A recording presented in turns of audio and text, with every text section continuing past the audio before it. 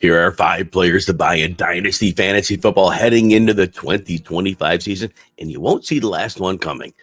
Number 5, Cedric Tillman, Cleveland Browns. Now remember, Tillman was a 3rd-round pick of the Browns in 2023, but Amari Cooper was on the team, and he was through the beginning of 2024. So Cedric Tillman was not a factor at all while Cooper was on the team.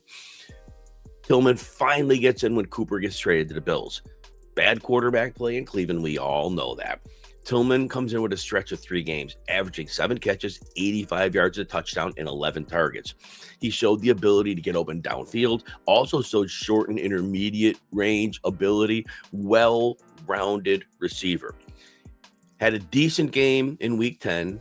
In Week 11, suffers a concussion. Season over, unfortunately. I hope the young man's feeling better and well recovered. But the point is this.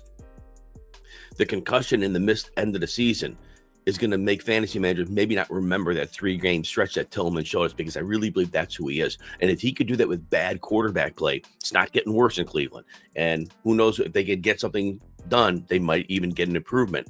Between Tillman and Jerry Jeudy, they should be primary receivers for the foreseeable future for the Cleveland Browns. Tillman, 6'3", 213, very physical presence on the field. It's a great buy now window on Tillman. All right, number 4, Marvin Harrison of the Arizona Cardinals. Yeah, I know. Last year was rough. People invested heavily to get Harrison. Some people used the number 1 pick in their dynasty drafts. Some people traded assets to get that pick. And then what do you get in return? 885 yards, 8 touchdowns, and 116 targets. That was certainly not a good move for those who acquired Harrison last year. But I think the buy window is now.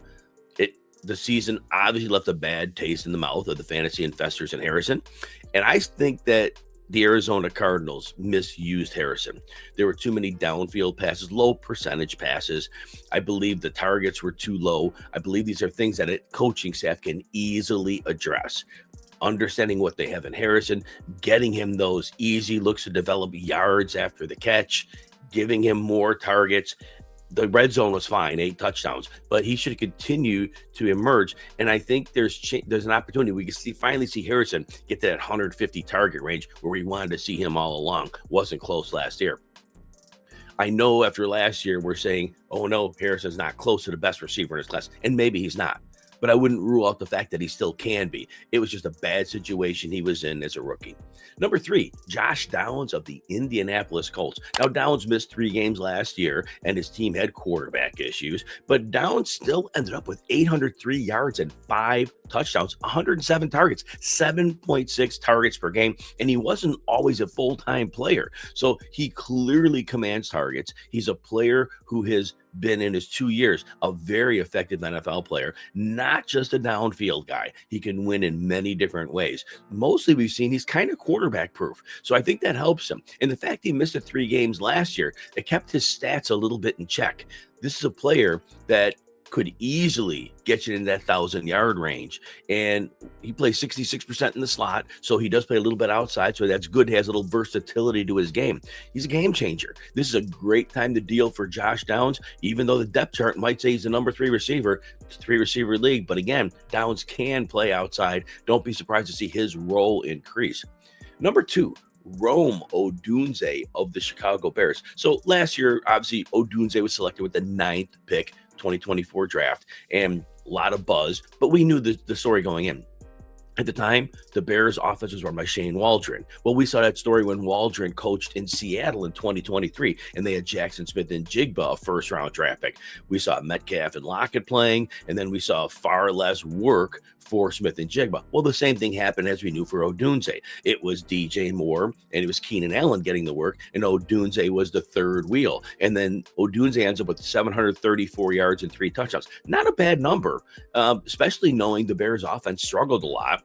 Caleb Williams was poorly coached. The offensive line was poorly coached. All that said, Rome Odunze did not do poorly. But here's the deal. The Bears are bringing in Ben Johnson to run their offense. Ben Johnson has shown he could get the ball in the hands of his playmakers. I also believe Rome Odunze will benefit from a likely improvement from Caleb Williams. Again, Ben Johnson should have an impact on helping Caleb Williams get better schemed throws. Odunze is part of the solution, not the problem. Keenan Allen, as of this recording, is a free agent. He could be back in Chicago. He may not be. I still would be surprised if Ben Johnson did not realize Rome Odunze has to be our number 2 target on the team. I would expect that, making this a window to buy in on Rome Odunze, especially after what was, again, a lackluster rookie season. Finally, number 1, Breece Hall, New York Jets. Disappointing season last year. Played 16 games, only carried the ball 209 times, and really a disappointing 4.2 yards per carry.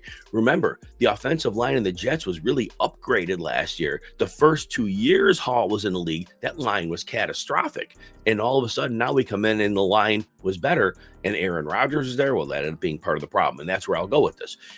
I believe it wasn't Breece Hall who just stopped knowing how to be a good running back.